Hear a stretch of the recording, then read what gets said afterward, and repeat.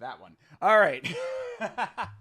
All right. What's up, everybody? How are you? Welcome back to the Emma channel. My name is Thinker St. James, and this is not last week's fights. This is this week's fights. We are going to be doing some predictions on UFC 302, and I will be doing that, as always, with my good friend, the creative player himself, Chase Parton. How are you, sir?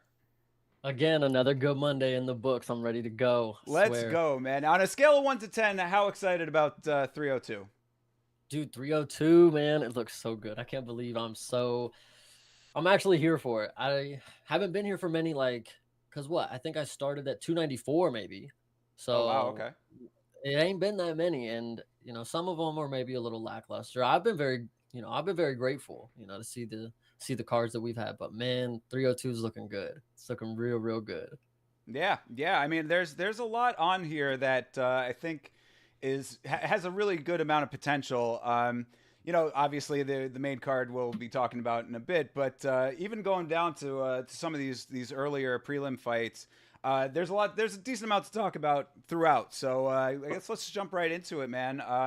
So to start off this card, we've got. Did this end up getting changed? Yes, I I'm think. I'm just about to get into it. Okay, so the first matchup was between the dude nicknamed the Art of KO. I don't know how to pronounce his actual name, and then it was Andre Lima.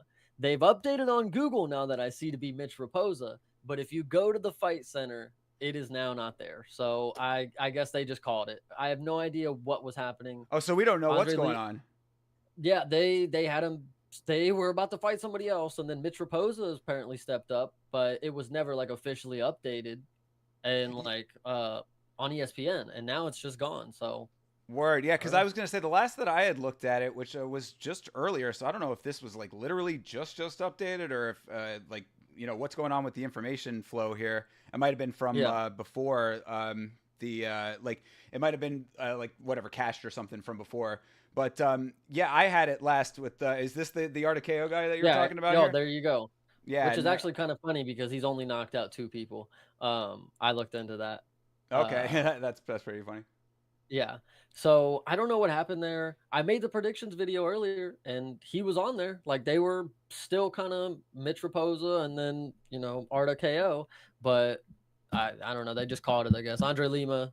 I shout out to you, man. I mean, you really just want to fight. Like I can't really blame you for Yeah, like well, just being in these predicaments. let me see if that's the actual case. I mean, because if that would really would suck. I mean, like how many like crazy things can happen to Andre Lima in like the earliest parts of his career, right? I mean, it's kind of Yeah. ridiculous, right? Because But I'm was very unsure who he was fighting. And I look confirmed. I mean, but this is not I don't know. ESPN, it has Eileen Perez and Jocelyn Edwards starting it off now. So all who right, knows what's fair gonna enough. happen. Yeah, all right. Well, so let's. I mean, even if that is the case, real quick, just say shout out to Dark Mega oh 06. Thank you very much for hanging with us. We're going to talk about the main event a little bit farther down into the stream because we're going through the card fight by fight. My boy So, North, obviously. Shout out North oh yeah, joined what up, up. North?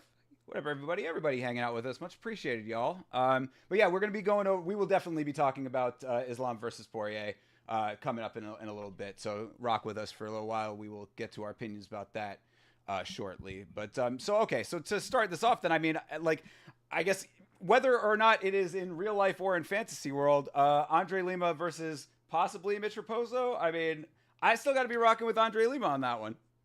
Yeah, no, I definitely agree. I know I didn't pick him against Igor, but I'm okay with that because Andre seems like a cool dude and he just seems like he wants to fight. Like I don't know why these things keep falling through for him, or not the first one falling through necessarily, but this one is just kind of weird. Yeah, to have the fight go through so many changes because this is now twice that or three times rather that this has been bounced around. Whether or not it's still going to happen, we don't know. But either way, Andre Lima deserves to be in there fighting because that man put in a lot of work before the crazy bite mark incident that ended up making that fight a disqualification in his favor. But before all of that, take all of that out of the equation. He was really doing a nice amount of damage, and the cardio on the guy is insane. So I definitely want to see him fight. Whether or not that ends up being Mitch Raposo, someone else, or not at all, I guess it just remains to be seen. But either way, we are supporters of Andre Lima on this one, whoever it may be. Hopefully, he'll be on there Facts. somewhere. Yeah, Um, someday, somewhere, the yeah, legend really. he'll live. Yeah, absolutely. So, all right, going into the next fight is Eileen Perez versus Jocelyn Edwards. I have some issues with Jocelyn Edwards, not necessarily her personally, but just that one win that she got, that the most robbery of all robberies. It was, I think, 2 fights ago for her now, and I believe she lost her last one. It's a little bit of a rocky road. She barely. I mean, that the robbery was probably one of the clearest robberies that I can think of in the last like couple years. And then yeah, coming off of this loss too. So yeah, I believe that was this fight, if I'm not mistaken. Yeah, split. There you go. I mean, and also split decisions on both of her last wins. The other one, I don't know how close that one was off the top of my head, but if the last one was or the last win rather was the Pudilova fight, which I believe it was an insane robbery, and then coming off of a loss after that, I think Eileen Perez can make that happen. Yeah, I didn't want to crush Dark Mega's dreams here, but Eileen Perez is not getting knocked out. No way, no how. She's going to go to decision because she's not going to finish. I mean, you can look at the track record. She only goes to decision. But, like, that's fine. It's unanimous. It ain't no splits. I'm okay taking that. And, you know, guys, that really is my girl. Argentina flag coming soon because Eileen Perez has got it. She's got that spunk, guys. I can't really explain it. You know, Fiona's really her. Yeah, I mean, she she definitely has the like go out and get it attitude. I mean, she really does put a decent amount of ferocity into her, into her performances. Like she's going out there hunting. Can it be a little bit wild sometimes? Yeah, I mean, I think that there have been a couple of times where she's been in some odd scrambles based on being a little bit too aggressive too early without being able to rein it in and control it when it's a little bit more appropriate. That being said, still goes out there and goes after it. So I like her. I think that the dog shows, and that's again, with Jocelyn Edwards, like you said, not to have any aspersion on Panama. I'm sure that there are plenty of Panamanian fighters that can go out there and get the job done. Jocelyn Edwards is not the horse I'd be betting on personally. So I think we're in lockstep on Eileen Perez for possibly the first fight of the card or second fight of the card, depending on what the reality turns out to be. Yeah, definitely. Yeah. And then, oh gosh, so stepping yeah, into, go oh, ahead. I was gonna say stepping into Mickey Gall if you want to just step right into this one because I All mean, right. not much more to say, um, unless you want to talk more about Jocelyn and Eileen. Oh no Uh, no that was it on that night. Yeah, I was going to go right into the Mickey Gall versus Basil Heifetz fight here, and one that is kind of an interesting one. I mean, what you tell me first. I want to hear what your thoughts are on this fight. this one, I mean, from what I can see, Mickey Gall is not great. I mean, he beat up CM Punk, so I mean, there's not really a high, bar to climb there, but it would be nice, but he's a plus 250 dog right now. Gosh, I mean, they're both the same age. I guess it's not really too crazy to think about, but I'd like to see it happen. That's all I got to say. Well, fair. So no, let me ask you this: Does this piece of information change your opinion one way or the other strongly? Also lost to Mike Malott, Mickey Gall Oh, fuck. got knocked If out you by were, Mike Malott.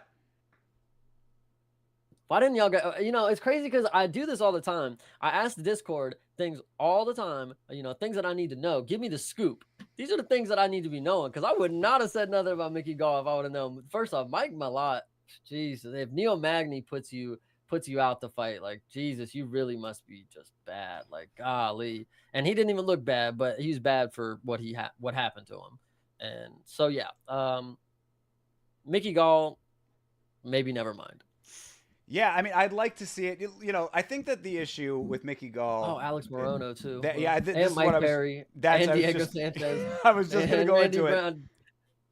So I think that the issue with Mickey Gall all lies right there. All lies on CM Punk because that is where he kind of got his name from a little bit. It was being the dude who was going to go out and take CM Punk down. Did that just fine.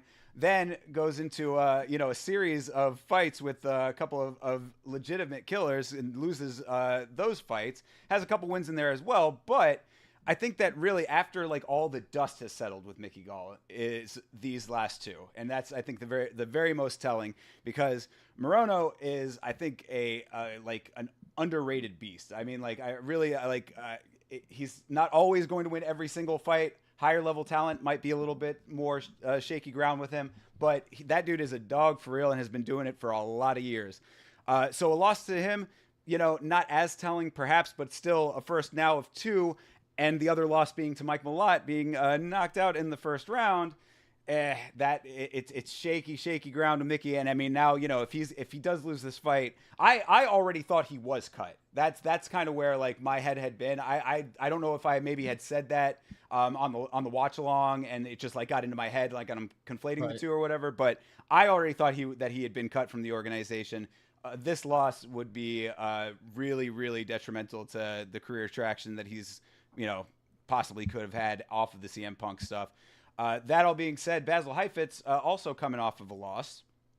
I mean, I don't remember it being a terrible one. I think it was was it him who was on the Allen versus Curtis card? It might have been, but yeah. So I mean, either which way, it's a tough one to call because I don't know if Basil has really shown everything that he has to show in the organization yet, but Mickey Gall has to be a big favorite, right? But Mickey Gall has shown a good amount. Oh no, it was him versus Jack Della. That was that fight. Okay, yeah. So I mean, the loss to Jack Della, I think also kind of puts him in. I think it's good matchmaking. Honestly, it kind of puts him in the same kind of category where he's also lost to a dude who's surging right now. All of Mickey Gall's major losses came from dudes who are pretty well established otherwise at this point. Yeah, I mean, I kind of have to lean towards Basil just based on pure facts and of what we just went over. But I would like to see Mickey Gall do it. I got nothing against the guy. I think that he goes out there and does fight pretty ferociously when he's turned on, but he can get caught. Yeah, I was gonna say at the beginning, when you look at his record, I mean, it's one of those, like you said plenty of times before, it's like a candy cane record. You win, then you lose. It's like once you climb up, you just get knocked back down. It's like the competition obviously peaks out for you. And if Mike Malott is one of those dudes that can put you out in the first round, I mean, I don't know. It's kind of an interesting thing to note. But yeah, and really, I mean, with Mike Malott, just to touch on that real quick because we're talking about it in this context, he's one that like I think that if cardio is purely the issue, that maybe it's a fixable problem, and then maybe over time this win won't be as glaring. You know what I mean? That the right. loss rather for his win over Mickey Gall might might make more sense later on down the road, but off of current information, that's the assessment as of right now, I would say. Yeah. And I think my closing statement for this fight is it's really good because the promotion will show him beating CM Punk and choking him out. And I'll get to see that highlight a couple different times, most likely through the night. That's something that brings great joy to you? Yeah, it'll be a good one. A lot of people have a lot of opinions about CM Punk, apparently. I don't follow the pro wrestling very closely, but he's a very divisive figure from what I understand. Yeah, if you and the Undertaker got some beef, like, dude, come on, you got to figure something out with yourself. Like, that's like the nicest guy ever. Yeah, that's something that I don't think can be disputed. He is like he's like universally loved in that world. Exactly. All right, moving on to the next one. All right, further into the prelims, we were just talking about him, Alex Morono going up against perennial figure of the sport, Nico Price. This one is it's definitely one to keep an eye on both sides of the fence here. I think that with Nico Price, after the really crumpling knockout, I believe that was his last fight was against Robbie Lawler. I just looked Robbie Lawler, right? Yeah, that's a great. I was like, what the hell does that mean? Like he hasn't fought in a while, and I look at it and I'm like, oh no, I do remember seeing this in 38 seconds from like clinch uppercuts, like. Yeah, Wow. Yeah. yeah. So I mean, put out dude's been around forever, but Morono's also been around forever. The only thing that I think is going against Morono is that he just fought. I mean, the guy has been extremely active. I think that once you start getting into the age range that he's in, because he's where's he at? 33 actually. No, take it 33. back. Maybe I thought he was a little bit older than that. Maybe I'm That boy's just misremembering that entering his part. prime. Yeah. So And he was there's born 3 days after me. Cool. Fair enough. Take it back. Okay, so either way though, I mean, he is still fighting really quickly after his last fight, um, going up against Nico Price, who is tough, but I mean, obviously can be put away. Uh, I think only if there's any issues in camp or any of that kind of stuff, because he is a replacement. I mean, it was supposed to be Jeremiah Wells, that dropped out pretty Oh, early, nice. from what I understand. So yeah, so I mean, it's not like it's like super short notice or anything, but he did just fight very recently. That would be the only thing that I could see going against him. I'm still rooting for him, and I'm still going for him. Yeah, dope. Yeah, no, no, absolutely. Stepping up on short notice, he's got something he's trying to accomplish, whether it's, just get paid or he's trying to, quickly move up through the rankings. It's good that he's been active because we just saw him like 3 months ago. Absolutely, and that's I think why I kind of thought he was a little bit older. Is I mean that record. I mean 24-9. I mean in the highest levels here, or getting to them at the very least. I mean this is a really good way to really make that push if that's what you're trying to do. Yeah. Get some really good wins on your record here and push on into the rankings. Yeah, I definitely think the interesting part is probably going to be the wrestling because I don't know too much about either of them when it comes to wrestling. Would either of them decide to wrestle? Shall they? Whatever. But could be interesting. But I do know Alex is pretty good on the feet. Yeah. Nico, again, just got fucking knocked out. I mean, technically less than a year ago. It's been plenty of time. But once one happens, I mean, Yeah, I and wouldn't be surprised if you see some clinch uppercuts from Alex. Nico's, right there on the cusp of the 35, and we know what the number 35 means in MMA. That's the magic number. So, I mean, he's still, that he's under it. So it's not like it's completely impossible that he, shores himself up and gets a nice win. It would be a really nice way to course correct for him. Because I think that now, that's a highlight reel knockout for Robbie Lawler, and you never want to be on the other side, right? That's like getting dunked on by Jordan when posing for the Yeah. poster, right? Yep. Let Robbie Lawler walk into retirement, unscathed. Yeah, and I mean not to conflate Robbie Lawler and Jordan, but you know what I'm saying. I mean, you never want to be on the other side of something that is that highlight worthy in such a Right. momentous occasion. So I got to rock with Alex on this one. I think that he'll dog it out. Now, when it comes to the wrestling aspect of it, Nico does try to he'll try to go for the single legs. He'll try to get down there every once in a while. So I mean, it's not like it's out of the question. I think Morono is probably pretty decent with the defense as well. I wouldn't be too concerned about that, at least not off rip. If it was more of a like a situation that he was feeling really pressured or like threatened, maybe there would be a little bit more of a possibility for wrestling. But I think it's most likely going to stay on the feet, and I think Morono will be able to weather the storm. Facts. Yeah, no, definitely. All right. So Phil Rowe versus Jake Matthews. This is kind of one that I didn't really have too much riding on as far as an opinion either way. Maybe you can shed some light on this one for me. No, definitely no opinion. Not really too familiar with either of them. Like, whatever they do, hope they do it well. Could be a good match. I mean, could be one sided. I Yeah, Phil no, Rowe's. honestly wouldn't Yeah, go really ahead. care. Yeah, I wouldn't care Okay, either way. yeah. Yeah, no. Phil Rowe is like primarily a wrestler from what I'm gathering, and 4 losses on. Jake Matthews been around for a while, 19-7. I believe that Saucy. Phil Rowe is he coming off of a loss right now? I had just looked that up, and I remember this exact thing because it was sort of hard just to find his Sherdog, which is never good for an MMA fighter, right? That should kind of be the number one thing that Nice. comes up. Jesus. But yeah, I mean, it's like not even, yeah, it should be like literally be the first result. But yeah, so he's coming off a loss to Neil Magny. Uh, Oof. How I far? know Emmett versus that's a far time ago. Um, yeah. So I now as far as And he you lost to know, Nico Price. Actually, if you look at it, Jesus. right? Yeah, exactly. Or no, he And beat Nico Price. Sorry, this I hate this fucking site. no, oh, no, yeah. He beat Nico Price. I mean, Nico Price is kind of like has been sort of a dude that's kind of supposed to be beaten. You know what I mean? Like it's that's why it would be really nice for Nico Price to get that win because then it could kind of maybe break a little bit of that perception. I think. But as far as Jake Matthews, lost to Michael Morales is not something to sneer at, really. I mean, it's decision. You know, went to decision with Michael Morales. That's kind of an accomplishment in and of itself right now. That dude's surging like a motherfucker.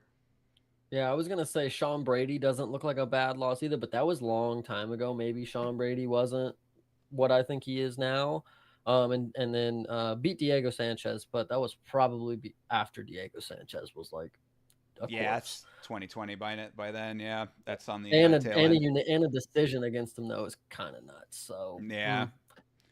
So yeah, yeesh. this one seems just kind of like shaky ground. I mean, I would go for Phil Rowe just off of you know the record kind of standing on the 10 wins and the loss to Neil Magny. I mean, Neil Magny somehow finds a way to get it done. I love him or hate him. Parlay breaker.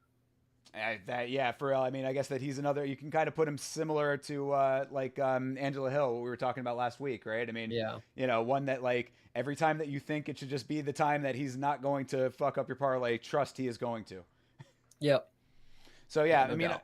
so you know, I'll lean towards Phil Rowe on that one, but you know, hopefully it just be an entertaining fight. And really, I mean, whenever these fights happen where we don't have strong opinions about it one way or another, what that signals to me is that these fighters need to go out there and give us something to remember. Facts. No, definitely. Yeah. You know, Um, when it's somebody that I don't know, I always do like that's a good fight in my opinion because this is the time that you're going to show me who you are, you know? absolutely. Yeah, yeah, So, most definitely. and So that yeah, actually leads right into the next fight. I was like, you know, show us who you are going into the next one, Grant Dawson and Joe Selecki. Grant Dawson, boy, oh boy, yeah, you gotta show out. You gotta knock out. You gotta finish. I don't care how you do it. Whatever you do well, get it done because the Bobby Green loss was it was just not good. yeah, And bad look. I said this in my video. Bobby Green, you know, he had a good run after it. So I wouldn't say it's a bad loss because he did look good. It could have looked worse if he would have got stomped by anybody else next to him, but you got to show out, Grant. Like, come on. He needs to protect his fucking chin. I mean, like that after, because really, I think that that's the biggest takeaway of that, right? I mean, it's like when you have a knockout that is so quick like that, basically walking straight to the center and just going up and booping him. Yeah. It really sends the message to the rest of the roster. Hey, this guy's got a very glaring flaw in the chin that we can all exploit. When if you're not going to be moving your head enough to dodge what's coming at you like that. Now, I mean, again, it was so quick in that one. You can kind of say maybe it was a fluky thing. Maybe it was just a one of those right on the button kind of shots that just happened to catch him. But I mean, really, like you got to be aware that that is a potential danger. I mean, really, Yeah. the guys coming up and just straight going into rock is something we've talked about a couple of times now on stream. Where it feels like a lot like that fundamental awareness early in the fight needs to be there more for certain people. And when it's not, that's when they're getting caught. Like you have to be aware that you're not always going to get the guy who's going to come out and want to do a feel out round. Like run and gun is a strategy that some of these guys are going to use to great effect occasionally here. Yeah. I was going to say if Joe comes out and he's ready to get into a firefight and, you know, walk forward, you know, take a punch, give a punch kind of deal, it could get real sketchy for Grant because, again, he got dropped off a jab. Like, and it wasn't even after an accumulative amount of punches. It was just Right. straight off the bat, walked in, jab, dropped you on your face. Like it was really bad. So Joe, I mean, if you're a smart guy looking to make a good move in the rankings, you know what you got to do. Whether you're comfortable with doing that or if that's really what you want to do or the coaching, like you gotta figure out how to get the dub. I mean, go for it.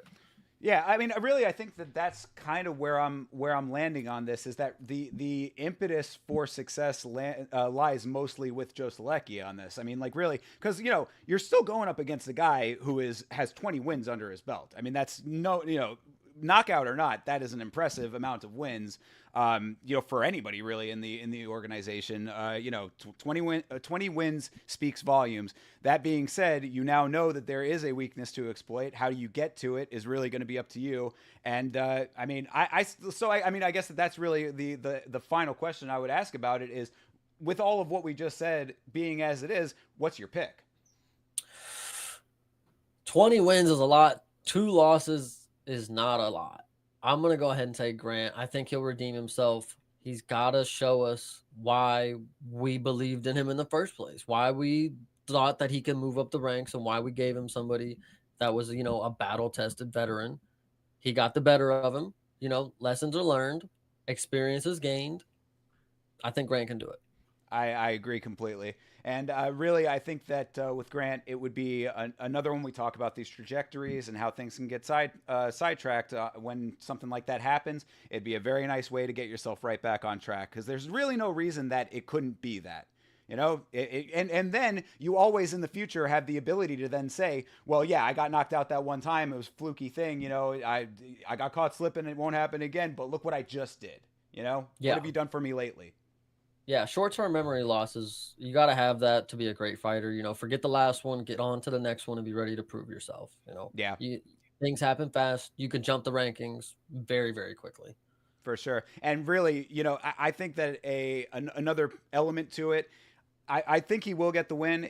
If he doesn't get the win, just make fucking sure you don't get knocked out. Yeah, because absolutely. because then that starts to make a more indelible impression. I mean, that starts to become something that you're now synonymous with, and you definitely don't want that. Yeah, that's just the guy who got knocked out funny. Yeah. Or the guy who had a great record and then got knocked out and never was able to not get knocked out again. Even if it's not true, Yep. it becomes the conversation. You don't want that. Yeah, exactly. That's a good point. Yep. It's the Yeah. conversation built around the fight. Like you have to be able to control the narrative, which if you go back, I know this is not a great bridge. If you go back to Eileen Perez, she's good at marketing herself. She gets the fans on her side. You get the narrative built, she's the hero. Grant Dawson, right now you're the underdog, man. You got to be able to rise to the top kind of deal. How did we not even touch on the amazing twerking performances that Eileen Perez does after every win?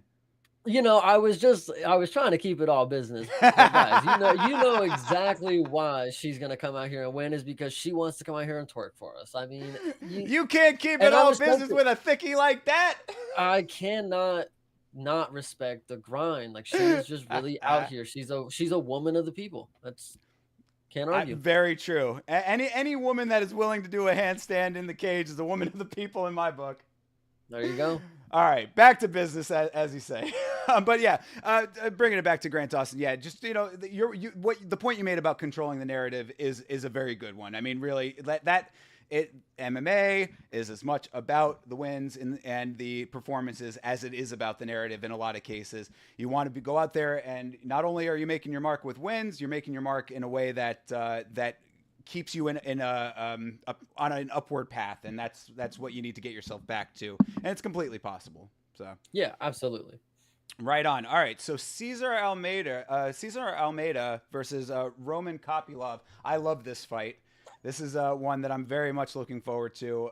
Cesar Almeida is the dude who just I believe he's coming off the Contender Series, and he beat Budka, who was a surging prospect at the time, had a lot of hype around him, ended up getting the job done really nicely against him, kept his O, versus Roman Kopylov, who I know a lot of people have been very hot on.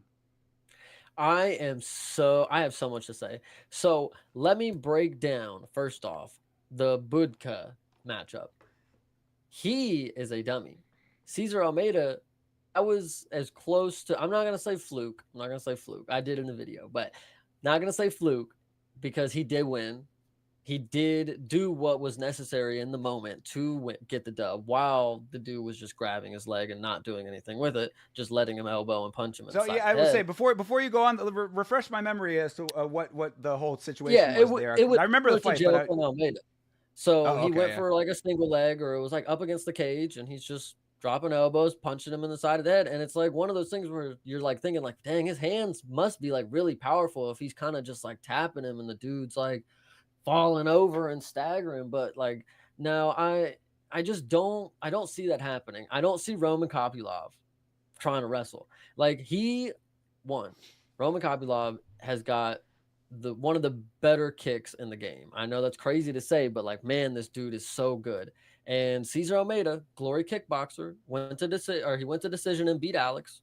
That's okay. I'm okay with that. This isn't glory. This is a different thing.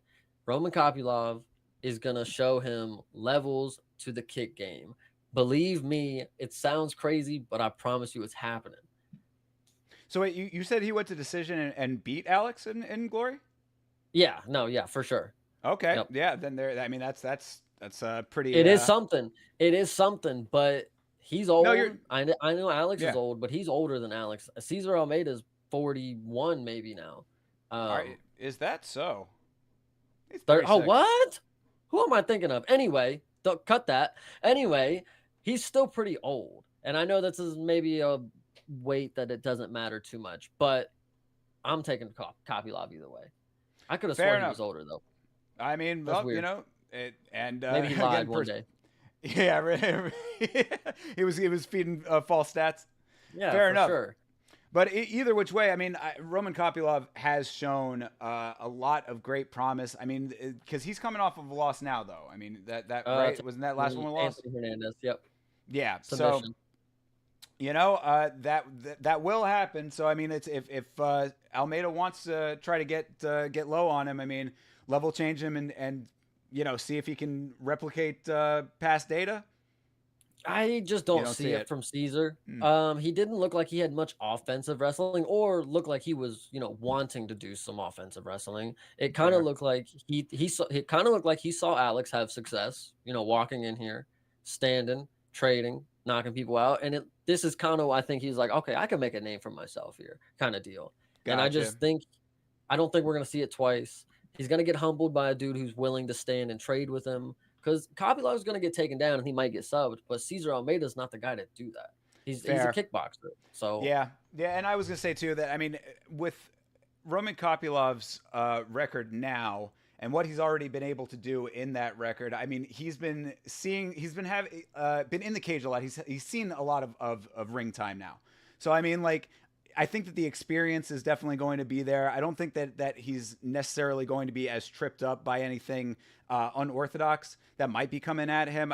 He's also a very composed fighter to begin with. I mean, like, he's right. not one that's really very jittery in there. He's not biting on feints all over the place or Yeah, really he's chasing too doing much. more of the feinting than biting on the feinting, if anything. So that's a good point you make. Yeah, I don't see him like, you don't see him with the in-ring jitters. Like, he's ready to just go in there and fight. Yeah, yeah, always a cool customer. So I think that the experience level will trump it. I think that's going to be how that one turns out as well. I'm with you on that pick of Roman Kopylov over Cesar Almeida. And the odds are actually really close. Wow, it's a pick 'em right there. And that might be a really good, if you're listening right now, if you're up late listening to the show, you want a good pick to win some money. Roman Kopylov minus 115 right now. Telling you. And he's a southpaw, so you don't see it very often. We'll see what happens. Fair enough. Yeah, I mean, I don't see any reason why it shouldn't be. I mean, now granted, what you were saying, it's like maybe the Budka, even as a dude who had a lot of hype around him, going in there and pulling off some stupid shit to get himself caught. Maybe it's not the best showcase of the full extent of what Almeida brings in MMA, but if he's going to do something incredible, it would have to be against Roman Kopylov and above. So I think that this is a good time for him to be able to showcase something that we might not be expecting. I don't necessarily see that being the case. I think Roman Kopylov takes it. Yeah, definitely a good test. I mean, if you're gonna be one of those people who has like a really low 5-0 and you're gonna get hot shotted kind of deal, Roman Kopylov is a good dude to put out, but man, I don't want to see it. I would hate to see it. Yeah, that's not where the gut's going anyway. So we'll see what ends up happening there. But all right, moving on to the main card. This is the main card of UFC 302 here that we're talking about. Randy Brown versus Ezilu Zaleski dos Santos. The thing I'll just mention first is this should have been the last fight. Like Cesar Almeida and Roman Kopylov should have been on the main card. Like I don't know, that's kind of a weird one to start off with. That's your seat filler kind of deal. Like hey, show up on time kind of Yeah, deal. the featured prelim, right? Yeah, I mean, but it's all right. We'll see what happens in this one. Again, I don't know too much about him. I know Zaleski dos Santos just because his name is super long and it's obviously you can't forget that. But shout out America, Randy Brown. Fair enough. Yeah, I mean Randy Brown has done his thing a couple of times pretty impressively. It's one where I mean I lost to Jack Della again. Jack Oh Della's wow, that's the only one separating your win streak. Oh yeah, he's winning. Oh yeah, he's cooking this old man. yeah, I mean, and And I lost to Vicente Vicente Luque Luque back when in this Vicente Luque. probably in his prime. Yeah, that's what I was just gonna say. So I mean, win over Cowboy Oliveira. It's definitely a good one. I mean, this You're is a win seeing over. names of people that he should beat. Like if you're a good person, you see somebody like Jared Gordon, you're like, okay, yeah, you would beat Jared Gordon if you're like a top level guy.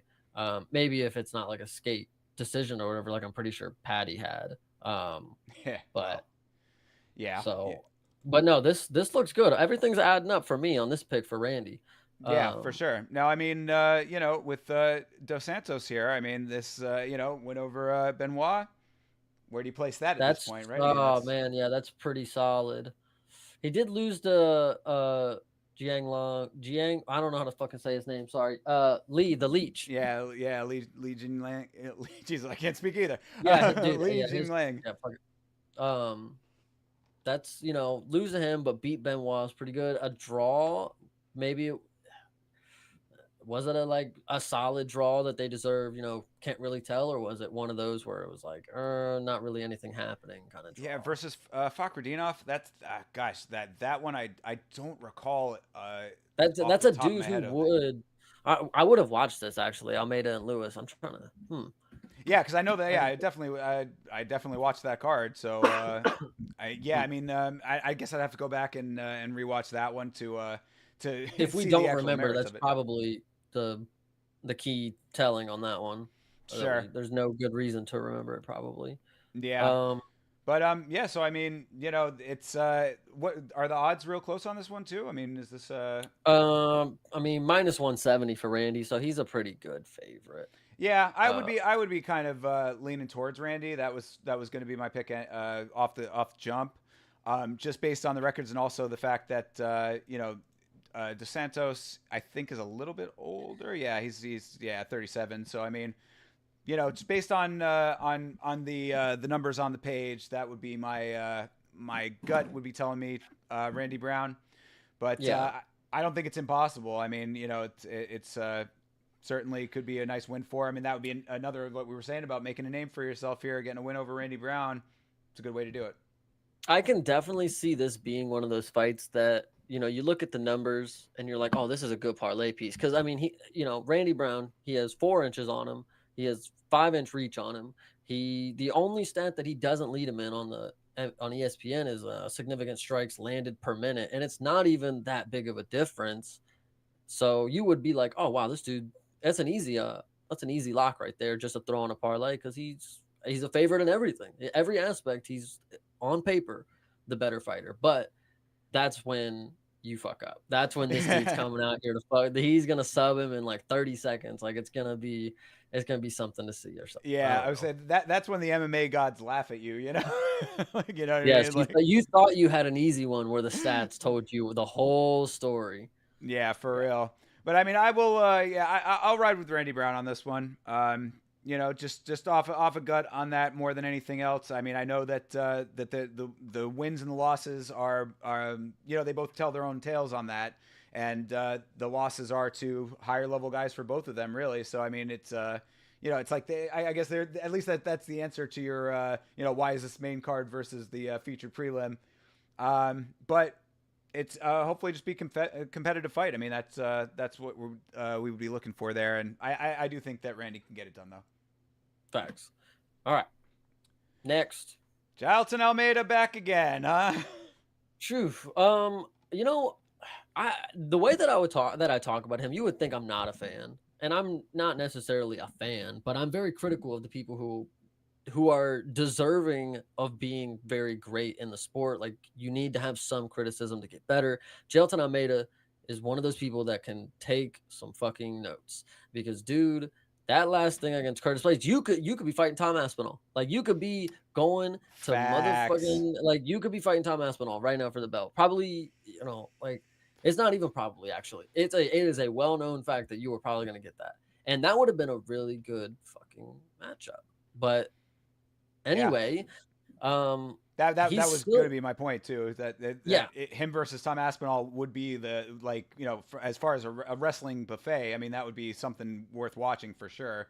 Some like you said, some holes in the game fuck up the entire trajectory yeah, just that quickly. exactly. And Jailton is still the favorite. I mean, minus 280, that's a really big favorite. Actually, it's just close to another favorite we'll get into, which is, I think, is even crazier. But Jailton 20-3, same thing with Grant Dawson. Like, the record, like, how you don't get that good of a record just being like a slouch. And Jailton, we can see that you are like a superior athlete for where you're at.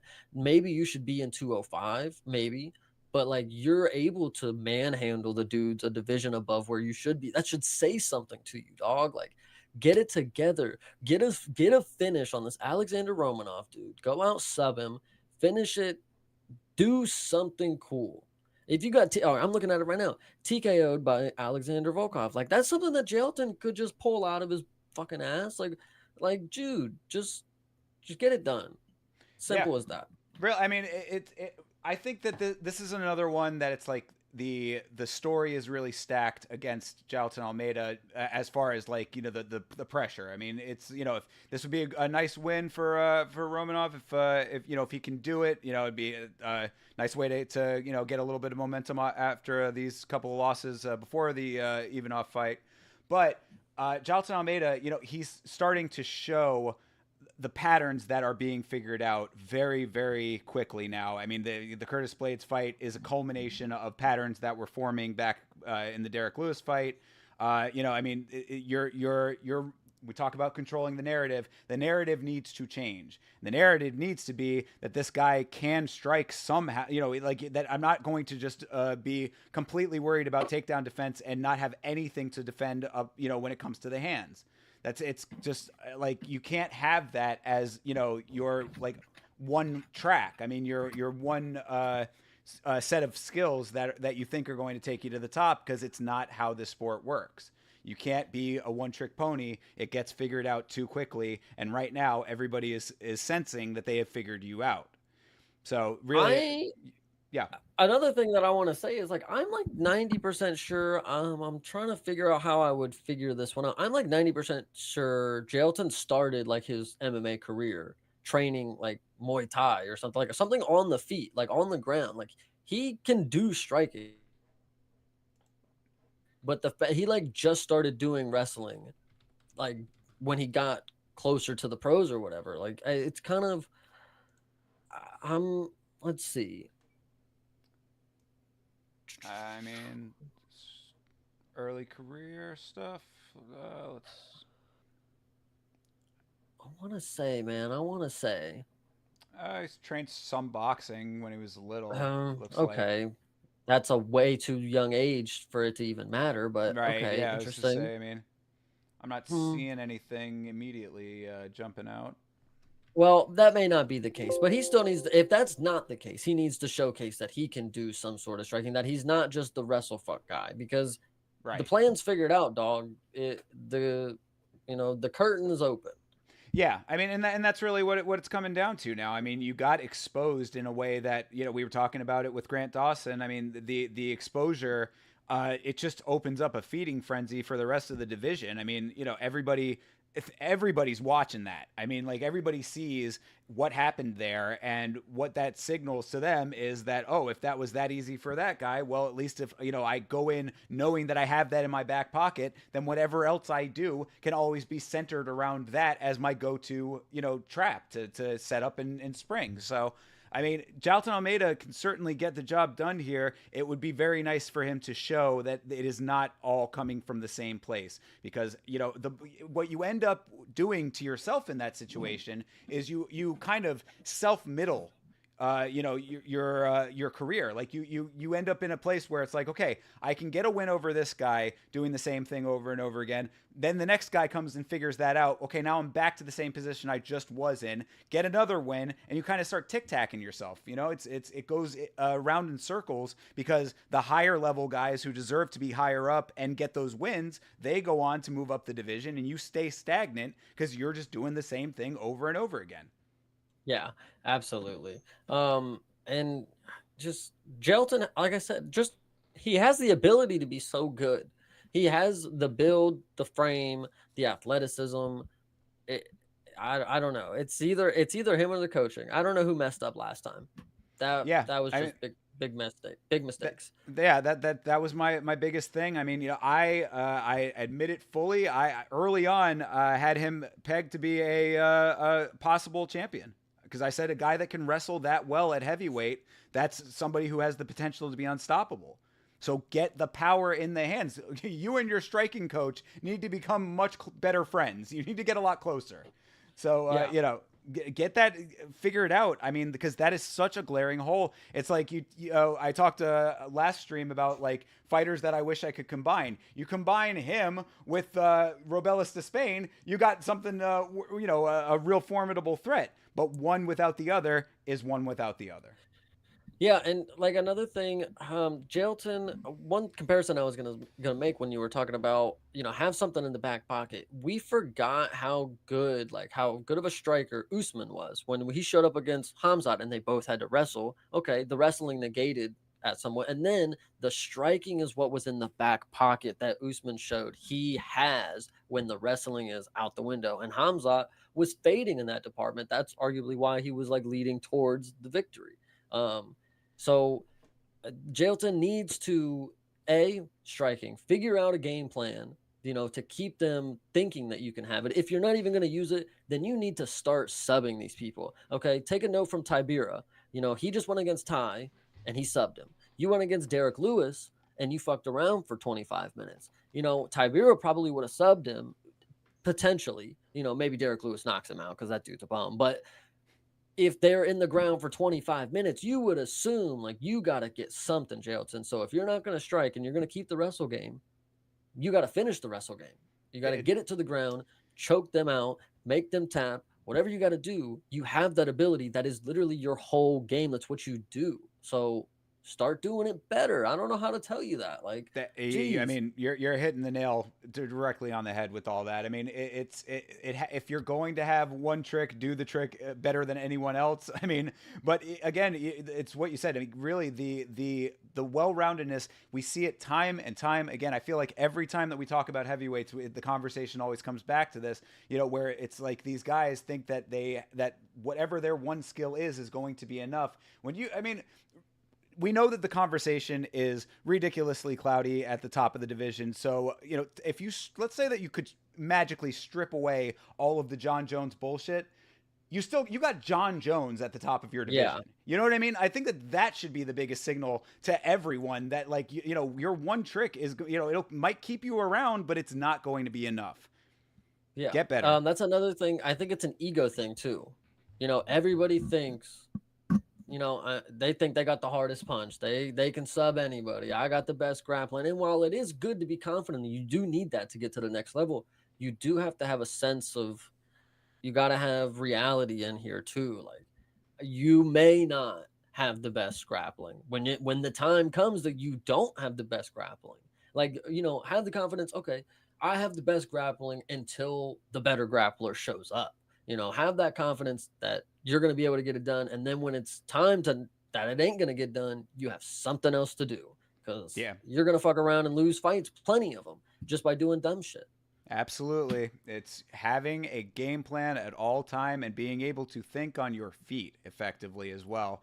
That really Yep. is a big thing that you're limiting when you are a one trick pony, in the big picture is that, if you only have this set of skills that you're just steadfast on enacting under, all circumstances, no matter what is thrown at you, this is what I'm going to do. You are limiting yourself in so many ways that are exploitable to higher level competition. So figure it out, Absolutely. my dude. All right. Right on. So okay. So I mean, but so to cap that though, I mean, are we still riding with we're riding with Almeida on that as the pick? Oh yeah, for sure. I'm taking Gelson Almeida. Yeah, Yeah, yeah, even though most he's a definitely. favorite, I probably won't put money on him specifically. Um, but seeing the next fight and seeing the odds that Kevin Holland is a minus 270 and Gelson Almeida is a minus 280, like those are really weird odds for them being that close for those two caliber of fighters. Yeah. I think I'm gonna stay away from both of those. That seems like a trap or something right there.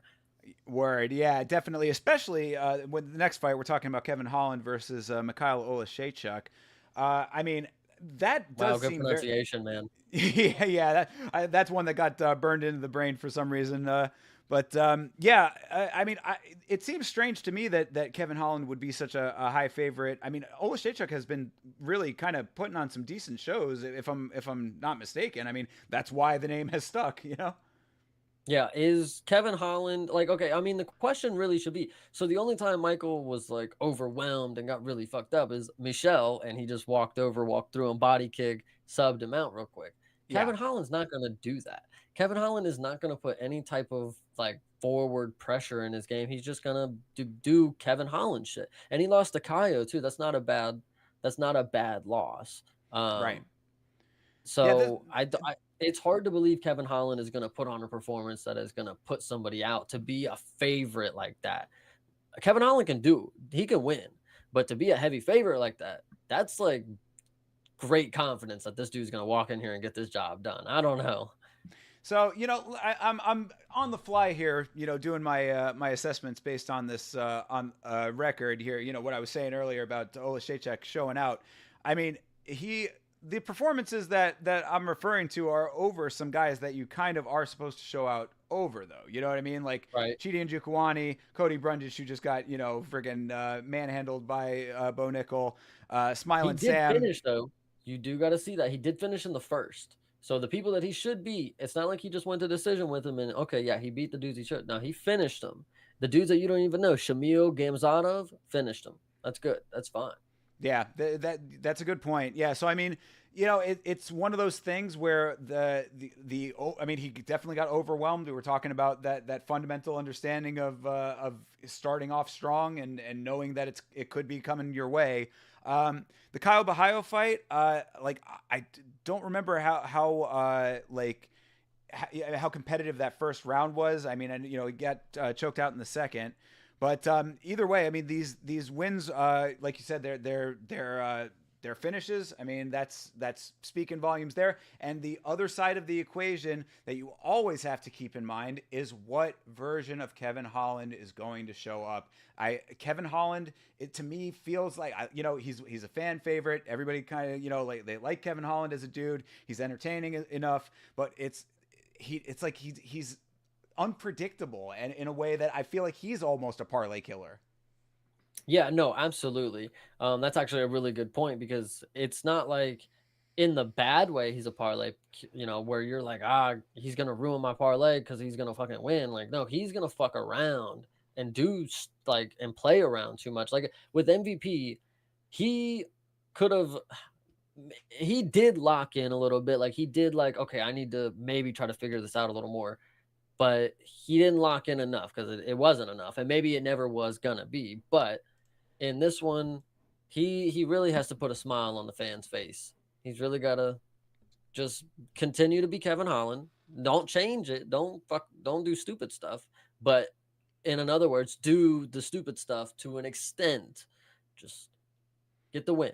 Right. I think that that's the biggest point out of that is get the win, because I mean the thing with Kevin Holland, everybody likes how active he is. Everybody respects that. I think that it's kind of a Yeah. universally respected thing. The guy is game as fuck. Is always going out there. Every event you can pretty much count on Kevin Holland to save it if necessary. That's a very admirable trait in and of itself. How long can that sustain? Even and not even just the idea of him just taking every fight, but being able to do it in a way that and then get the wins to make that viable as something that you want to see happen. Yeah. I'm not gonna sit here and act like Kevin Holland doesn't take fighting seriously, but if you're gonna do it the way that he's done it and just take fights, show up to fights, be ready to fight whoever, if you're gonna continue to be at the high level, you're gonna have to start game planning because you're gonna start lacking in other areas, athleticism, and well, even in striking or any form of the mixed martial arts, because you're just getting like the sport is evolving past you. You're getting older. Like, I mean, it's just that's how it is. Yeah. And really, I think that from the optics standpoint, from the perspective of the fans, it's like, how much longer do I really care to see Kevin Holland come out and be, one version or the other version or somewhere in between that? You know what I mean? It's the spectrum of effectiveness that Kevin Holland shows in his fights. It varies so far across the board that I don't necessarily I'm not compelled. You know what I mean? Like, I want compelling fights. I want fights that make sense for, needle moving in the sport, moving the divisions, and creating entertainment at the end of the day. And it's like, I don't know if I can count on Kevin Holland, I guess is what I'm trying to say. Sometimes I feel like also Kevin Holland surprises himself. that, Like that's accurate. eh, so when I feel like, with MVP, when he locked in, he didn't get it done. Jack Della Maddalena, he kind of locked in and, I think he even thought he won. He raised his hand kind of deal. But like, when he's out there just having a good time, knocking Buckley out, doing stuff like that, just off the cusp, just walk in, walk out type deal. It works for him. Maybe don't take it too serious, Kevin. Maybe it's working for you. I'm not trying to change your life, dude. Yeah, the sustainability is my biggest issue with it, and because it would be nice to have him be one of those guys that is around. He could be like the next Jim Miller, you know what I mean? Like, he could be one of Yeah. those guys that just is around, takes fights, just always there to do it. Fine if that's what you want, as far as the prestige of the sport, the advancement in the sport, the trajectory of a career. He's. I guess you got to take him for what he is. Yeah, I mean, exactly like you said it, because you've seen him go up against every style of, matchup, and take it or leave it. It is what it is. Like, I mean, Right. he sometimes it works, sometimes it doesn't. Yeah. So then, I mean, so pick wise, thinking he's going to get it done. Oh yeah, I would for sure pick Kevin Holland to win, even though the odds are really fucking high on that. I wouldn't put money because you would have to put a lot more money on Kevin Holland to win on this one, and I think that's how they're trying to get you.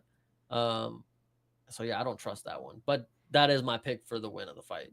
I just wouldn't Fair put my enough. money on it because then I'm losing.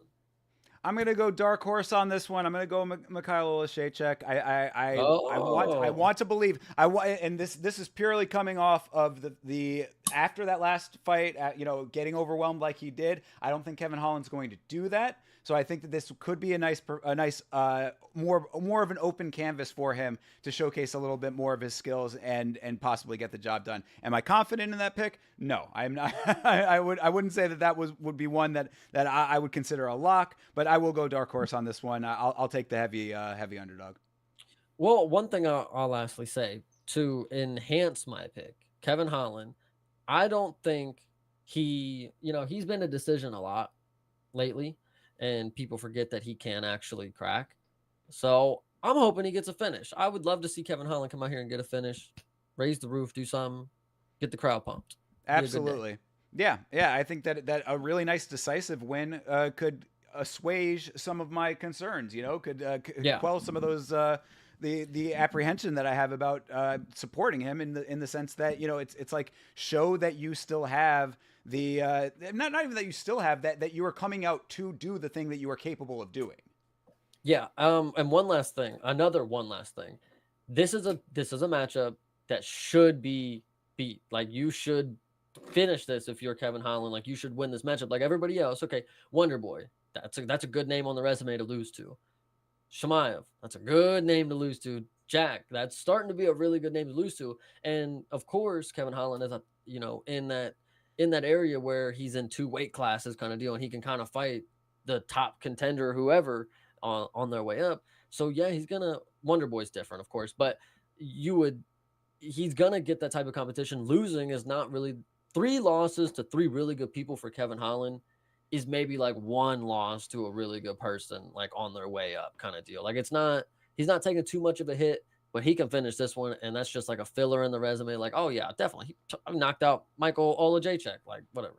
Yeah, and that's kind of why I'm going for the underdog pick as well, because I think that if Olashechek does pull it off, it kind of breaks him out of being the guy that is in the position that you just outlined. You know what I mean? Yeah, exactly. That's a good So, point.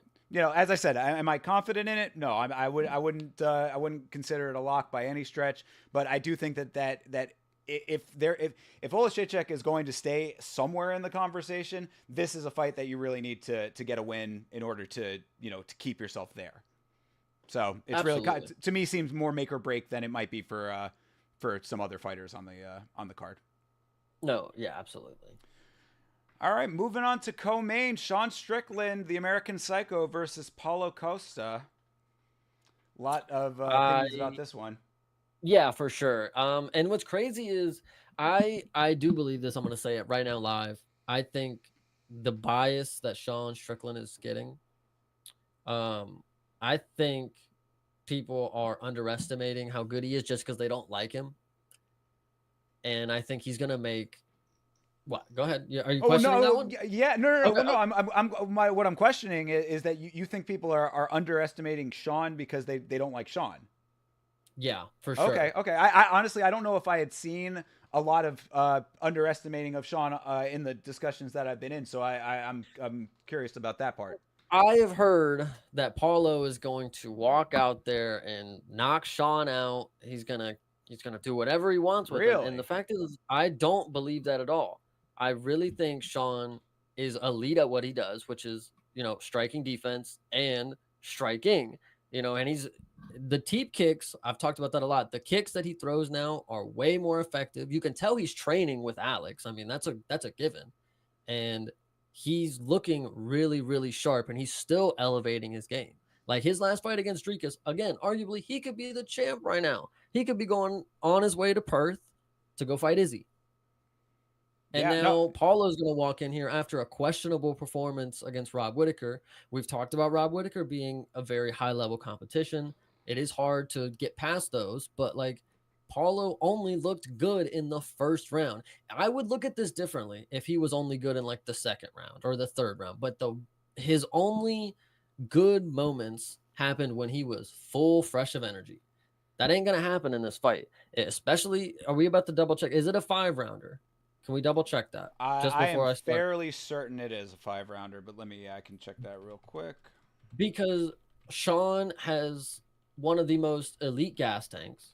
First off, again, striking defense, the ability to wear on an opponent. Sean has like he's able to put the pressure, keep you on the back foot, make you use more energy.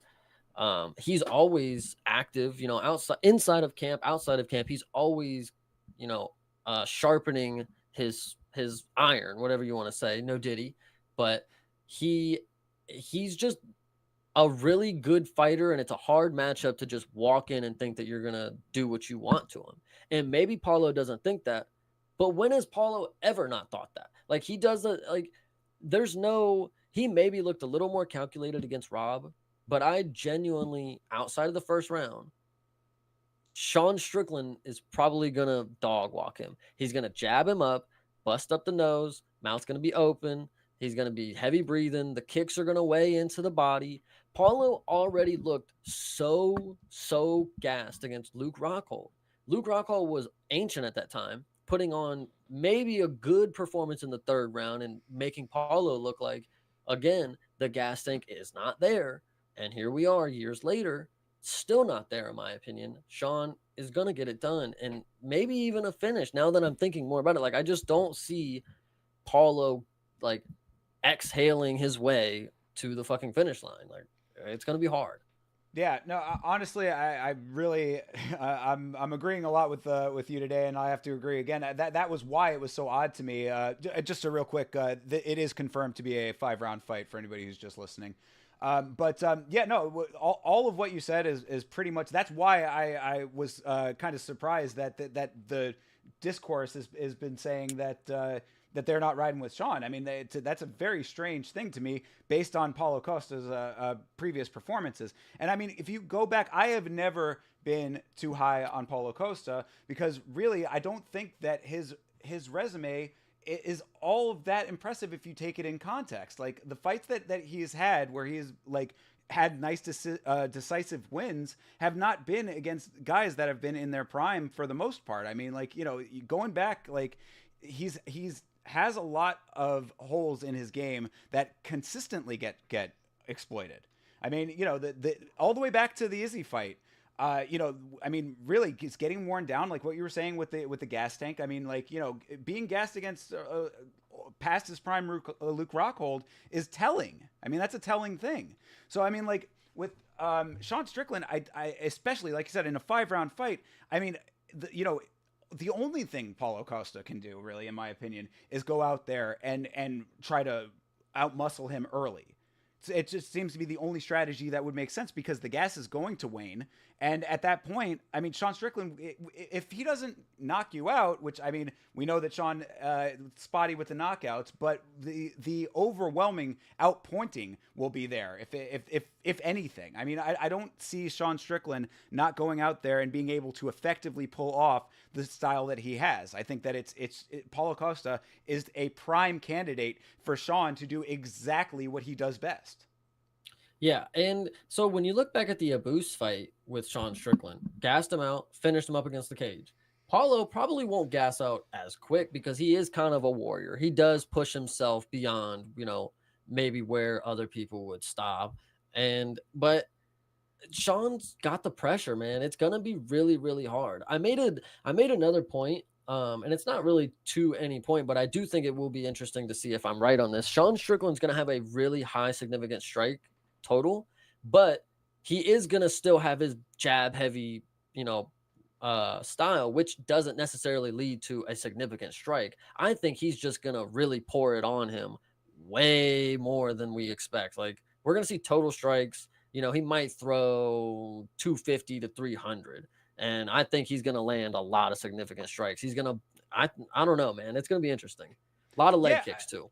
and I mean, and also Paulo is not untouchable in that way. I mean, like he'll like when he tries to go in there and throw the muscle around to these guys who are wise to it, he gets touched. So it's like Yeah. I don't see the like, and it's what you were saying too about Paulo Costa, how like this is a long evolution that is not really an evolution. You know what I mean? That you like there have been holes that have been there for years that don't seem to be getting improved upon. Like I think Paulo Costa is kind of a slight victim of his own strategy in more ways than one.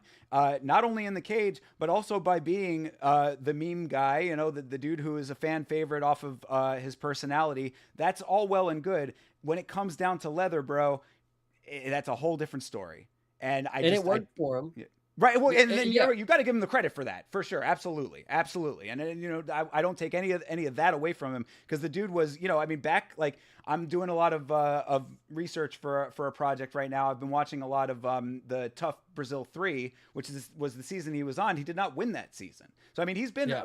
in the picture in some way, shape, or form for years and years and years. I mean, this is a long road for him, and to still see some of the things that you can easily pick out of his game, like if you're going to be the meme guy and that works for you, as you said, it certainly did, and you don't take anything away from him for that because he definitely has the fans on his side for that. But when it comes down to brass tacks, when you're in the cage and those holes are still there, I don't see Sean Strickland like getting rope-a-doped by anything that you're going to be trying to throw, and I just think that all of the holes are going to be easily exploitable, especially with Sean's style.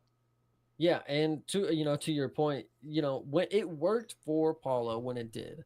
And my point also is if it's starting to slip up that you're the meme guy and not the actual guy who goes into wars like he was with Yoel and Luke Rockhold or whatever, then you need to start maybe changing something up, maybe get a little more focused, be funny every now and then, but don't do it every day type of thing. Cause like look at Johnny Walker. Now he's been knocked out again, and he's still the goofball that gets cartoon knocked out.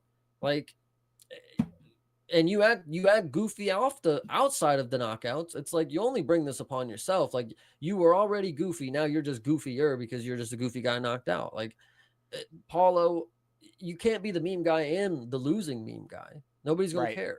That exactly it. And a loss here, I really think starts to really shake up any kind of traction that he gained off of that. Because Yeah, the memes can only last for so long, and you can still be a fan favorite, and that's all nice. You can still get booked. But if you're talking about championship aspirations, I mean, they are slipping by the day with Paulo Costa. And then you can also factor in, not for nothing, but all of the pulling out of fights, missing weight. I mean, he's had so many external factors that go into him being problematic as far as picking him goes, that there's just too many red flags with him. I mean, in my estimation. yeah, and a lot of people were talking about, oh, what if Paulo hits Sean with that wheel kick, and I don't see, guys. I don't see that one. I don't see that at all. I don't see him getting this 1 in a million shot again. And if he does, I don't think Sean. I mean, he's not gonna finish Sean, guys. I just don't see it. There's no scenario like when I envision. Okay, so you talk about the video game stuff all the time. When I envision these two dudes matched up and like what they can do, like even shadow boxing, it's like Paulo doesn't. He's not getting in range of Sean. Sean's gonna take so much damage off of Paulo's life bar before he's able to get in the rhythm for a long combinations. And he didn't even throw long combinations against Rob. He didn't look like he was hitting the pads or even sparring too much. It just looked like he was just, ready to throw a 1-2 or, mix up a hook or, there wasn't much to the game. Sean doesn't have much to figure out already. Like he's just going to go pop him up. Like it's going to do what he does. Yeah, yeah, really. I mean, the fantasy version of the matchup to me, I just don't see it not being the reality version as well. Like Sean gets a lot of criticism with the Philly shell style and all of that. I think against Paulo, just it's going to be extremely effective. I really Yeah. just think that everything that Sean does best, it's like you're saying too, Sean is also still evolving as a fighter. I mean, you discount all of the bullshit, take that all away. I mean, I've got plenty to say about that, as you know, but I mean, like, if you're strictly going off of the skill level, Sean is consistently a worker. He's consistently getting better, and I mean, he showed everything that he needed to show in the Dricus fight. I really do think that that's why it was interesting at the beginning of this discussion that you were saying that like people weren't rocking with him based on the external perception. I'm like, you can think whatever the fuck you want about his politics or whatever the fuck else, but I mean, like, how can you deny what you saw against Dricus Duplessis? I mean, it's very strange to me that that would be the narrative right now. And another thing, I mean, it, so what we were going to, Paulo's the meme guy. Sean Strickland's in the same boat. He's got an aura, he's got a stigma that he likes to keep, but he's winning, and maybe he didn't win against Dricus, but it was a close matchup. You didn't go out of there, maybe he does a little crying on Twitter, but you didn't go out of there a loser per se. So Sean can really he can keep his thing going because it's working for him. He's doubled what Paulo has done in his career, 28-6 compared to 14-3. He's been more active. He's earned his spot here and he's ready to just showcase again. There's levels to this game. Paulo's just another Absolutely. one. Yeah, yeah, absolutely. I mean, so really, I think if you're gonna have a solid lock for this card, Sean Strickland seems like probably the best one to me. And if we want to go likelihood to enhance this one, the likelihood that it gets to a 5 round decision, the judges come into play, I feel are so much more unlikely than Paulo is on his fucking knees, like gassing fucking for air. Like I don't know. I think Sean will finish it. He's got to. Yeah, and really, I think that Sean also as far as like maybe on the back of his mind kind of thing, I think that there's really to him, he was the one that was really campaigning for the rematch, and then the whole trajectory that happened with that. I think he's still a little bit bitter about that. A win over Paulo Costa puts him right back into the like that. I mean, not even back into the conversation. It just makes the point even stronger that like what the fuck are you doing to me right now? I have to go fight down when I really should be fighting for the belt. That's a really strong way to say it, is with a win over Paulo Costa. Yeah, and I mean, well, realistically, Sean can be bitter about it all he wants, but the business speaks for itself. Izzy was always going to come back. It was either going to be 300 or it was going to be in Australia. So they knew Sean wasn't going to fight again for the rematch because they wanted to get Izzy back in there to, fight Dricus, which is a match that they've been waiting to happen, which I get, business. But Sean has to understand he gets a win here. The rematch with Izzy's right there. The rematch with Dricus is right after. Like he's Rob Whittaker, depending on what happens, but like that's a rematch that can be made. You hold out, somebody gets injured or whatever. Some, Chimaev and Rob Whittaker have a really good matchup where time has to pass. You could slip in there. They need to have a title fight, and Sean Strickland can just end up in the title picture again. So he's worrying a little too much. People are over estimating Paulo and underrating Sean Strickland's, greatness in the sport. I think is coming. I think we're witnessing like maybe the turning of the cusp. And I know that's crazy to say, but yeah, anyway. fair. I don't think it's that crazy of a thing. I mean, I think he's already shown enough, and really, to the point that we were both making on that is that Sean Strickland on a mission is a dangerous man. No two ways about it. I mean, he's cut from something different when he's in there. I mean, the performances sometimes don't always tell the whole story with that, but I mean, when he's on, he is super on, and I think that the style will be exactly what it needs to be with all of those factors in place. I think he's got the mindset to want to go out there and be back in that conversation. He'll get back in that conversation. Absolutely. Right on. All right. Well, that takes us right up to the main event of the evening. That would be Islam Makhachev versus Dustin Poirier. What you thinking, my guy? Let's be actual. Let's actually live in reality first, and then we'll end on a crazy note. So, Sure. in actuality, Islam is the best lightweight right now. He has the most skill all around. The only person that is, just as skillful, or at least was at one point, was a division below him. So I think right now Islam is King Kong, and it's going to be really hard for Dustin to win this, especially if Islam has a great game plan, which trains with Khabib. Who knows? They probably have something cooked up. We're not gonna know what's gonna happen because what he did with Volk in the second fight, we ain't seen that before. We never seen Islam, keep the distance, calculate, set up the low kick, set up the high kick, and then go for the kill shot type of deal. But like it's going to be interesting to see the game plan because he has so many different skills in his arsenal. He can do so many different things. Like he could go in there, he could clinch like he normally wants to, get an inside trip, and take control on the ground, or he can shoot if he really wants to, because not Dustin doesn't have much defense for that. Or if he really wants to, he could stand and strike with him to try to prove a point, which I don't think is his best option, but it's maybe likely he still succeeds at that. Yeah, it's a hard one to to go against Dustin. Everybody loves Dustin Poirier. He's been around for a million years. We want to see him succeed. Islam is just the product of where the sport has evolved to, and I think that Dustin is still a from a class below that. I hate to say that in those terms, and maybe it sounds a little bit harsher than I mean it, but I think that Dustin has a style and approach to fighting that is not as technically motivated as Islam's is. I mean, like really, It's a good way to put Islam. it. Yeah, he comes from a perspective. It's what I talk about time and time again with having a game plan at all times. That is a perspective that Islam and the Dagestan camp, for the most part, always has definitively in their training and in their approach to fighting. It's always what do I need to do now? What do I need to do next? And what do I need to do after that? It's a 3-step, it's a 4D chess type of strategy with these guys. And I just think that Dustin Poirier does not have that approach in himself. And it's the style that Dustin has been successful with for so many years. I think that you just eventually reach a plateau based on where the sport has gone, and Islam is where the sport has gone.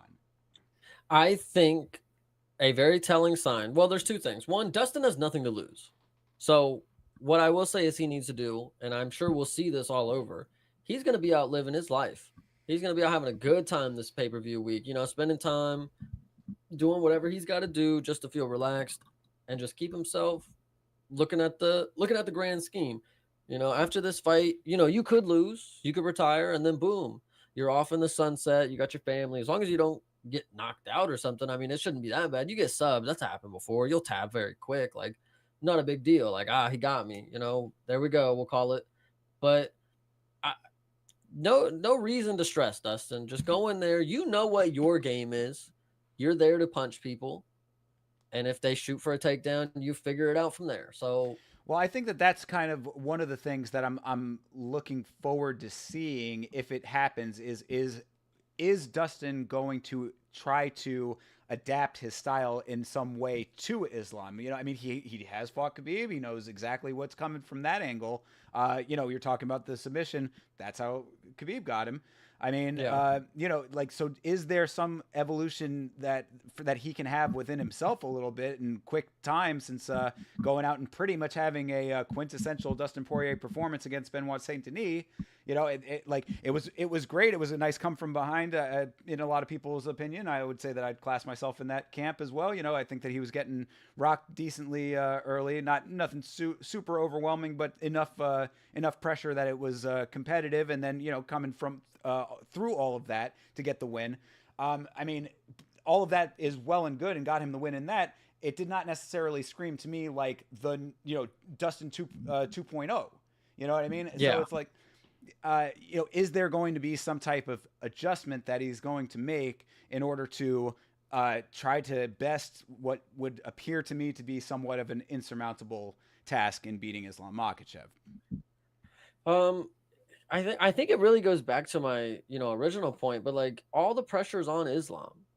Dustin really just needs to. I do this with basketball, so I haven't done it too much, vocally with UFC. I mean, obviously we talk about the mental aspect of the sport, but like Dustin's just got to be ready to show up and be the better man. Like if that's what he's gonna do, if he's keen on having a possibility that he wins this, you just got to show up and be the man. I mean, that's really what it comes down to sometimes in this sport. Like the cards can all be against you and you can pull it off. So have that faith, and I think he can do it. And I mean, and that's where I was gonna say, like now we can get into Dreamland. Dustin's probably gonna fucking knock him out, man. Like with a Well, southpaw left hook, like holy shit. Like and that's what I was gonna go to. I was gonna say, if Dustin can do it, how does he do it? And if you say fucking guillotine, I'm going to no, boot you no, from the no, stream no. forever. No, for sure, no. I mean, it would be like a legendary moment for everybody to have the unison vision of Dustin submitting Islam with a guillotine. Like it would be probably the loudest moment on earth. Like maybe.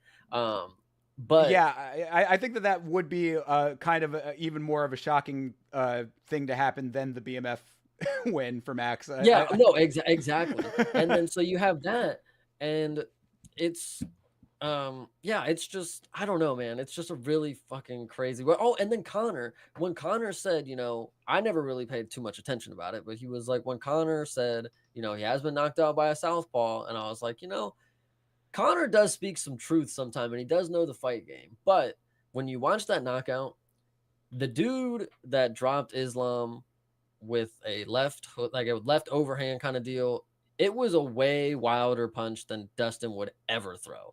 It was coming out of left field. Like nobody would ever throw that punch ever again, I don't think, because that was just so out of there. Obviously, Islam did not see it coming, because who would? Because it was just wild. And Dustin is not. He's not going to give up something like that just to try to get that one knockout punch. Like he's going to keep it tight and technical always. Like that's just what he does. Well, and that I think that's what is sadly working against him, is that the distance that he keeps or does not keep in this case. I mean, him getting inside, getting in close to get the power, to generate the power that he does, I think is going to work more in Islam's favor, because he's going to be able to have, to close the distance easier, to be able to, if he ends up in a clinch situation, getting Dustin from clinch to the ground, I think is not going to be that big of a problem for Islam. No. It just seems like I could really see a little bit of a repeat just based on the styles. And I know that it's a little bit hacky, or maybe a casual take to have, but I think it does kind of speak its own volumes. I think that what we saw from Dustin in the Habib fight could be replicated in a pretty effective way by Islam. I like, yeah, it sounds like an easy, low hanging fruit, but really I don't see it as being that out of left field. I think that it makes a lot of sense. And I often do think about that too. Like, okay, Glover and Alex specifically. Mm-hmm. I think when Yuri and Glover fought, I was sitting here thinking like, Glover trains Alex. I don't think it would be crazy to think he would show him how to, get a good position on Yuri and maybe pull off a crazy stuff, because nobody would ever expect that. So, and there was times when he maybe had like a little guillotine, but he wasn't even doing nothing with it. So it makes you think like Islam could do exactly what Habib did. But for some reason, it does look different. Islam is obviously not Khabib, and he does fight different. So it is hard to say and hard to imagine that he's going to go out there and just do the not the exact same performance, but have the same game plan to do the exact same thing. Because wouldn't you, opposing coach, you would be like, okay, they're expecting us to train just like the Khabib fight, so we got to do something completely different. Like, I don't know. There's always that back and forth, the mental chess between it. So maybe he Absolutely. did train just like it. No, Maybe it yeah, is going to well, work.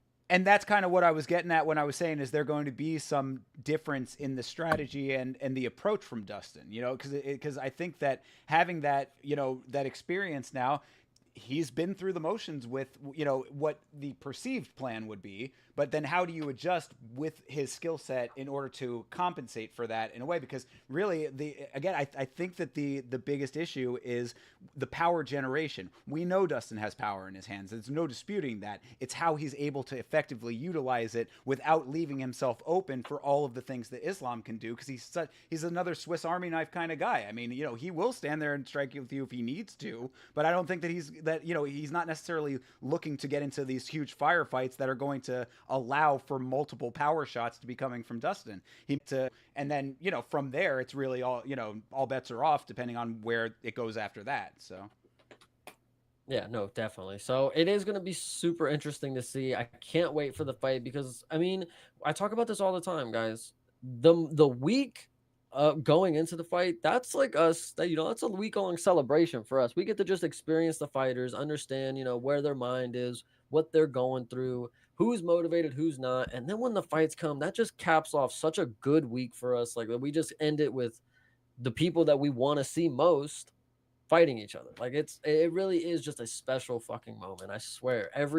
Not even just pay-per-view weeks, fight night weeks, I'm so locked and loaded just to fucking experience this shit. And it's such a fucking blast. Like, Absolutely. And before we get to our overall picks there, then I just want to briefly mention that you can watch both myself and Chase on our individual watch along streams right here on the Yamit channel. Myself and Vitz King do watch alongs, and Chase also on his channel. So make sure that you're following everybody and keeping up to date. If you are watching fights, come say hey to both of us, or one of us individually. But that all being said, Islam Makhachev versus Dustin Poirier. Lock it in, brother. What do you got? I'll put my money on Dustin Poirier. I'd lose it happily. I'm not gonna lie. All I'll lose it right. so happily. Okay. Hey, man. You know what? Then I respect it. I think that look, we all want the greatness for Dustin after everything that he's done in the sport, for the sport. Really, he's been a really decent ambassador for MMA over his time in the sport. There are some personality issues there, in certain respects. I guess some people can kind of nitpick if you want to, but overall, I mean, fan favorite, a fan-friendly style of fighting. Y'all want to see it. I do know that he mentioned that his family is going to be in attendance. That always is a red flag to me. But it would be very nice if he did pull off a victory for his family who will be there at the event. Love to see it if it does happen. I guess this is one of those ones. It almost reminds me a little bit of the BMF fight in that, you know, the brain is saying one thing, the heart is saying another thing. Yeah. And in the BMF fight, the you know, the heart won out. So Dustin Poirier, go and get the job done. I will not be mad at it. My pick will still be Islam Makhachev for now. All right, man. That's what it is. I guess I mean, we it's got to called be it. what it's got to be. I got to, you know, I got to go with, you know, with the internal dialogues telling me one thing, and I got to follow I got to follow that path. But I would love to see it for sure. And yeah, and you are right. This is, you know, yet another card that has the potential to be a very entertaining one. And no matter how entertaining or not entertaining they are always still fun to watch. It is a great time being able to hang out and watch fights. So if you are able to, come and say what's up to your boys when the fights are on, because we love talking to y'all. But all right, so that is 302. Anything else that we wanted to go over in the broader sport, in the broader context? One thing that I will mention, I'm going to try my absolute hardest to get this out as quickly as possible. I always say that, and then things happen. But I will hopefully be getting a video covering the recent business dealings with the PFL. I don't know if you heard about any of that. I posted a little bit about it in the Discord with Gegard Mousasi getting released. Yeah, I saw a bunch of people talking about that on Twitter. Didn't really understand what was the hubbub, but yeah, that is pretty fucked up. You can't pay your top athlete, so you just cut him. Like, That's the hubbub for real, pretty much. I mean, it's the whole situation over there is starting to look a little shaky, and it's one that I wouldn't necessarily say, oh, I called it or anything, but it was something that kind of, made the hairs on the back of the head stick up a little bit when I heard that PFL was being bought, or that heard that Bellator was being bought by PFL, was that you now have over double your roster. With a lot of guys who were getting paid pretty decent deals. That's the reason why a lot of them ended up going to Bellator in the first place. How are you going to pay all these guys? And now, we're seeing what has now transpired. Not even a couple months into the deal. I mean, this is a bad news situation for the PFL if they continue down this road.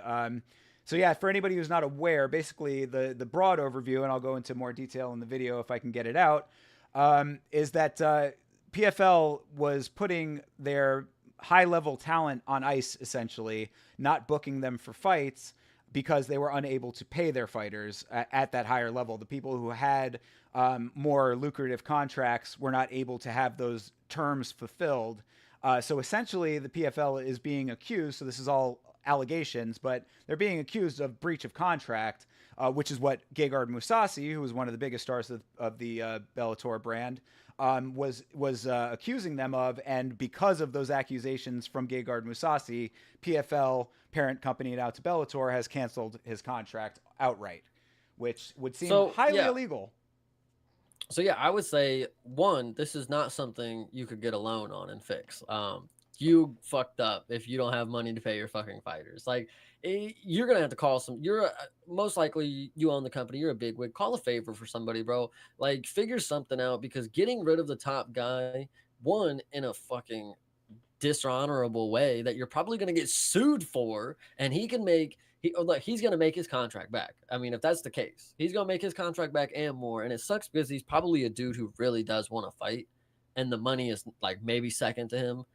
But yeah, he's going to get off very well for this shit if that's true. Like, they fucked him over. Like, and he's not going to be the only one. Like, you're going to see more and more coming. I know everybody there is kind of wondering, like, am I high enough level that I'm getting cut next? Like, that both of those points you just made back to back extremely good points. One, Gegard Mousasi, that there's a broader video to be made about that guy in general, just for the fact that he's been bouncing around organizations wanting to fight, and basically just not getting what he at least believes he deserves. I mean, I think that right. His output shows that he is a high level fighter. But yeah, I mean, so he has been stifled time and time again based on these moves that he's been making. And then as well, yeah, you're exactly right that what has now been signaled to the rest of that roster is, what level am I at? Where is my contract in relation to everyone else? I mean, I would think that if you're Patchy Mix right now, you got a lot to say about what's going on, you know? Yeah. I mean, and it's not even just the top guys too. I mean, you could be just the lower level guy making minimum whatever the contract is, and they could be like, "Look, you don't really make too much, but we got to save something here, and you got to go, man." And these are the people that you're not going to hear from because one, they don't speak English, maybe, or two, they're not on social media, or three, we just don't know who they are in general, and like their story's not going to get heard. And that's what's really kind of crazy that and something like this, it could get swept under the rug too. Like they could fix this really, really quick and we could forget all about that guy and he can go show up to a different promotion. I don't know. Something could happen. That's just how big business works. And if it does, I won't forget. But it is a bad look. It's a Yeah. bad look. Absolutely. Yeah, so it's really kind of shaky ground right now as far as the outside organizations aside from the UFC go, and that's kind of my broader point that I want to make in the video is that really what the way that I'm looking at it is not only from the perspective of what it's doing to the PFL brand, Bellator brand, etc. In that world, but really also how it's going to be affecting the UFC because. Another thing to mention is that there are rumors now that the UFC is going to try to move away from the pay per view model. I believe that the two of those things happening in concert with one another is going to spell a very, very dominant future for the UFC for better or for worse. Now, I mean, I know that we all love the UFC brand because of the amazing fights that they put on. I have been very critical of some of the business aspects of the UFC in the past, and I think that my broader point, though, is not necessarily about the UFC specifically. It's the idea that lack of competition is bad for the consumer of the product. You don't want to have a monopoly when it comes to your entertainment outlet in this case, or you're fighting or anything. In all aspects of life, monopolies are anti-consumer. So, Yeah. it's something to keep an eye out for how all of these external factors are going to play in to what the UFC ultimately ends up becoming in the coming years. Because if there is nothing else beside, if one championship is the only competition that they have and they're over in Singapore, there's going to be no other game in town. And if there is no other Yeah. game in town, you're at the mercy of whatever the UFC wants to do, more so than you already are. Yeah, that's true. And that's hopefully we don't get there, but like you said, we're probably already on the way there. So can't do nothing It's about it. Enjoy the yeah, ride while you can, guys. it's trending in that direction. So I think that's really why I want to keep an eye on this whole situation, is just to see how the next couple of months to years and then onward thereafter play out, because we're looking at what could be a very big sea change if they get away from the pay per view model. That is going to be so fan friendly. I think that it's really going to bust the floodgates wide open on the sport, because I think that the barrier to entry for a lot of potential fans has been having to the amount of money that you have to pay to be a fight fan. It's ridiculous when you compare it to the other major sports, at least in the United States. Yeah, absolutely. Yeah. No doubt. 100%. So yeah, so interesting stuff there. That was, I think, pretty much the only main thing that I wanted to touch on outside of the 302 card. Was there any other interesting stuff going on that you wanted to touch on? Any rumblings that maybe in the works that No, we need to? no, we're just waiting to see what happens for 302. We're all ready. Hey, popcorn is gathered. There you go. All right, then we will leave it right there. That is a good way to close it out. And so yeah, we have all of our predictions here in the video. If you go back, you can see what we thought about each of these fights. We will both be doing our independent watch-alongs, and then next Monday we will come back for last week's fights to talk about everything that we just talked about here, recap Yeah, everything that basically. actually happened. So yeah, should be a good time. Yama, you can find me youtube.com/@YamaShow, at YamaShow on all streaming platforms and most social media aside from TikTok. Chase, I ask you every week, and I know you have an answer for me this week. Where can they find you, brother? All right, all right. YouTube.com/creative player. Actually, no, I think it's /CP Smalls. My bad. Check that. Clip it. And then Twitter, that's where I'm active. That's where we can have our in-depth conversations outside of this right here, guys. And I think that is Creative Partin, Partin, and that's lit. There you go. That is lit indeed, folks. Make sure you follow my boy over here. And follow me as well. You know, definitely on Instagram is where I'm most active. The stories are where it is at for a lot of content that I think a lot of people are missing. So get over there and follow on there. Make sure you're subscribed on here. And we will see y'all in the next stream, everybody. Have a great week and enjoy the fights.